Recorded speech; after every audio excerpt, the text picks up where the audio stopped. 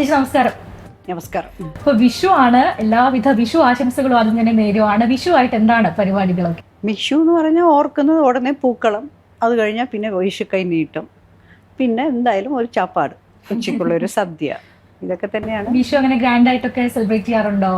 അങ്ങനെയല്ല, ഞാൻ ശരിക്കും പറഞ്ഞാൽ വിഷു ഓണം എന്നൊക്കെ അറിയുന്നത് ഞാൻ സ്കൂളിൽ തമിഴ്നാട്ടിലാണ്. എൻ്റെ ഇതൊക്കെ സ്ഥലമൊക്കെ ജനിച്ചതും വളർന്നതെല്ലാം തമിഴ്നാട്ടിലാണ്. അപ്പോൾ ഈ കേരളത്തിൻ്റെ എന്തൊക്കെയാണ് ഫങ്ഷൻസ് എന്ന് ചോദിച്ചാൽ നമുക്ക് രണ്ട് ഓപ്ഷൻ ഫിൽ ഇൻ ദ ബ്ലാങ്ക്സിൽ വരുന്നതാണ് ഈ ഓണം വിഷു. അത്രേ എനിക്ക് അറിയുള്ളൂ. പിന്നെ പണ്ട് ഷൂട്ടിംഗ് സമയത്തൊക്കെ വിഷു ഉണ്ട് എന്നൊക്കെ പറയുമ്പോഴും ഇത്രയും ഇതൊന്നും ഗ്രാൻഡായിട്ടൊന്നും അവിടെ ഒന്നും അങ്ങനെ സെലിബ്രേഷനോ അങ്ങനെ ഒന്നുമില്ല. വിഷു കനി ഓർക്കുക ഇതൊന്നും ഞാൻ കണ്ടിട്ടില്ല ശരിക്കും പറഞ്ഞാൽ. നമുക്ക് അവിടെ അതില്ല. അപ്പോൾ പിന്നെ നമ്മൾ അങ്ങനെയൊന്നും ഞാൻ ഇത് ശീലിച്ചിട്ടില്ല. പിന്നെ ഇന്ന് വിഷു ആണ് ഓണമാണെന്ന് പറഞ്ഞാൽ സദ്യ തരും, അത്രേ ഉള്ളൂ.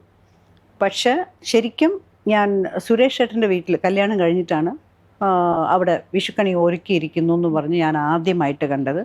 ഈ കൃഷ്ണനും പിന്നെ പൈസയും കണ്ണാടി, വാൽക്കണ്ണാടി, പിന്നെ പഴങ്ങളൊക്കെ കൊണ്ടുവന്ന് വെച്ച്, ശരിക്കും എനിക്ക് അതിൻ്റെ ചില പഴത്തിൻ്റെ പേരൊന്നും പോലും എനിക്ക് അറിയില്ലായിരുന്നു. അപ്പം അങ്ങനെ അതെല്ലാം വെച്ച് ഒരു ഉരുളിയൊക്കെ വെച്ചപ്പം ഇതാണ് കനി ഒരുക്കുക എന്നുള്ളത് അപ്പോഴാണ് ഞാൻ അറിയുന്നത്.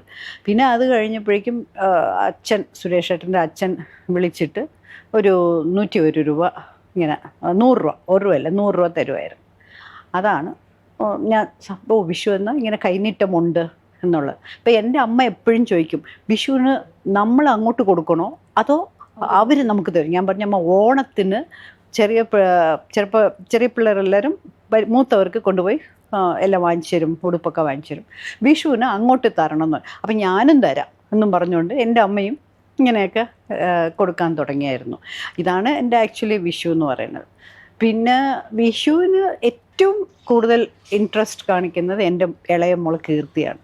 അവളാണ് വിഷു എന്ന് പറഞ്ഞു കഴിഞ്ഞാൽ അപ്പോൾ അവൾ എല്ലാവരുടെ കയ്യിൽ നിന്നും കാശ് മേടിക്കാനായിട്ട് എവിടെ ഉണ്ടെങ്കിലും വന്നിരിക്കും. ചിലപ്പം നമ്മൾ തന്നില്ല, അപ്പോൾ അച്ഛൻ തന്നില്ല എന്നുണ്ടെങ്കിൽ പോലും അച്ഛൻ കുളിച്ചുകൊണ്ടിരിക്കുകയാണെങ്കിൽ അച്ഛൻ പൈസ എടുക്കുകയാണ് പോക്കറ്റിൽ നിന്ന്, എടുക്കരുത് എന്ന് പറഞ്ഞാൽ എടുത്തു എന്ന് പറഞ്ഞുകൊണ്ട് എടുത്തുകൊണ്ട് അങ്ങ് പോകും.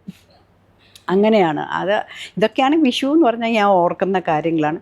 ഇപ്പോൾ വിഷു എന്ന് പറയുമ്പോൾ നമ്മളെല്ലാം ഇതൊരു സ്ഥിരം, അപ്പോഴാണ് നമ്മൾ ഈ പുതിയ നോട്ടുകൾ റെഡിയാക്കുക അല്ല. 1 രൂപ, 100, 10 റുപ്പീസ്, 100 റുപ്പീസ്, 500 ഇങ്ങനെയൊക്കെ നമ്മൾ റെഡിയാക്കി വയ്ക്കും. അപ്പോൾ അത് തലേ ദിവസം പോയി ബാങ്കിൽ പോയി എല്ലാം പുതിയ ശരിക്കും പറഞ്ഞാൽ ഈ പൈസയേക്കാൾ ഏറ്റവും നല്ലത് 1 രൂപ കോയിനാണ്. ഏറ്റവും നല്ലത് ആ കോയിൻ കിട്ടുക എന്നുള്ളത്. അപ്പം നമ്മൾ അങ്ങനെയൊക്കെ അത് പിന്നെ ഇപ്പം അങ്ങനെയൊക്കെയാണ് പറയുന്നത്. പക്ഷെ ശരിക്കും പണ്ട് നമ്മുടെ തമിഴ്നാട്ടിൽ പോലും നമ്മൾ എത്ര രൂപ തന്നാലും 50 രൂപ തരുവാണെങ്കിൽ 51 രൂപ, 100 ആണെങ്കിൽ 101 രൂപ, 1000 ആണെങ്കിൽ 1000. ആ ഒന്നിന് ഭയങ്കര പവർ കൂടുതലാണ്. അപ്പോൾ ആ 1 രൂപ എന്നുള്ളതാണ് ഏറ്റവും ഭംഗിയുള്ള ഒരു ഇതാണ്. പിന്നെ എൻ്റെ വിഷു സമയത്തേക്ക് ഒരിക്കൽ ടി കെ ബാലേന്ദ്ര സാറിൻ്റെ പടത്തിൽ ഞാൻ അഭിനയിച്ചുകൊണ്ടിരിക്കുന്ന സമയമായിരുന്നു. അപ്പോൾ ഞാൻ അവിടെ ആയിരുന്നപ്പോഴേക്കും വിഷു എന്ന് പറഞ്ഞാൽ എന്താണെന്നല്ല, അപ്പോൾ ആദ്യമായിട്ട് എനിക്ക് അഭിനയിച്ചുകൊണ്ടിരിക്കുമ്പോൾ എൻ്റെ കയ്യിൽ ആദ്യം കൊടുക്കുന്നത് പ്രേം നസീർ സാറാണ്. പ്രേം നസീർ സാറിൻ്റെ കയ്യിൽ നിന്നാണ് കൊട്ടാരക്കര സാറിൻ്റെ പടം മനസ്സേ നിനക്ക് മംഗളം എന്നുള്ള പടത്തിലാണ്. അപ്പോഴാണ് അദ്ദേഹം എനിക്കൊരു 5 രൂപ സാറിൻ്റെ ഒപ്പിട്ട് എനിക്ക് തരുമായിരുന്നു.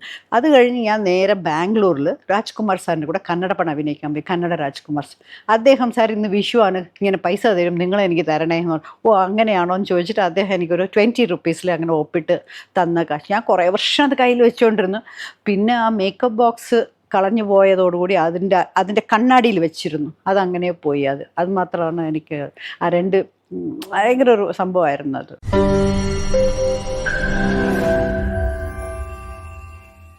ലോകത്തെവിടെയായാലും ഏത് സമയത്തും 24 വാർത്തകളും ഓഗ്മെന്റഡ് റിയാലിറ്റി പാക്കേജുകളും എക്സ്പ്ലെയിനറുകളും വിശദമായി കാണാൻ ഞങ്ങളുടെ യൂട്യൂബ് ചാനൽ നിങ്ങൾക്ക് സബ്സ്ക്രൈബ് ചെയ്യാം.